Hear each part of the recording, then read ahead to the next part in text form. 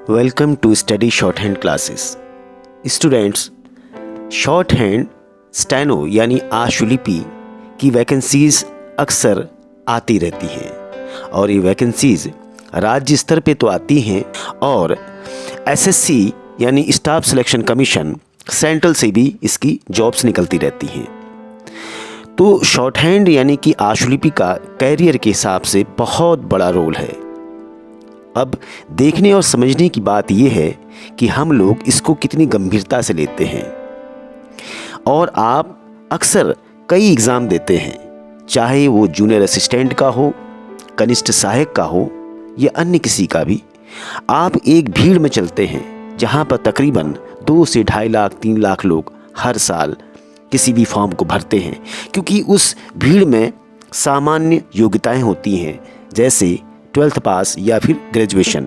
और आज की डेट में 12th पास और ग्रेजुएशन सभी लोग हैं। मेरे कहने का मतलब ये नहीं है कि आप लोग ऐसे फॉर्म्स ना भरें, फॉर्म्स ज़रूर भरें और उनकी तैयारी भी करें, लेकिन अब वो समय नहीं रहा जब हम एक नाव में पैर रखते थे।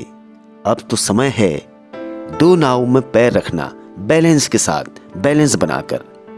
इसलिए अगर आप शॉर्ट हैंड आशुलिपि को सीखते हैं तो फिर ये वही बात हो गई, एक पंथ दो काज, जिसको अंग्रेजी में किलिंग 2 बर्ड्स विद 1 स्टोन कहा जाता है।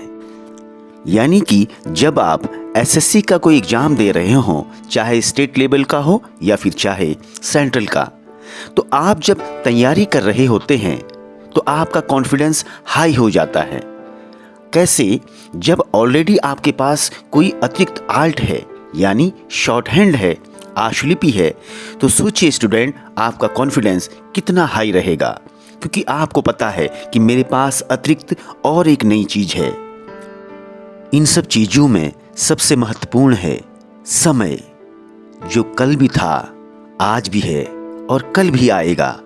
यानी समय तो चलता रहेगा एक रेत की तरह, लेकिन हमें देखना है इस समय का महत्व।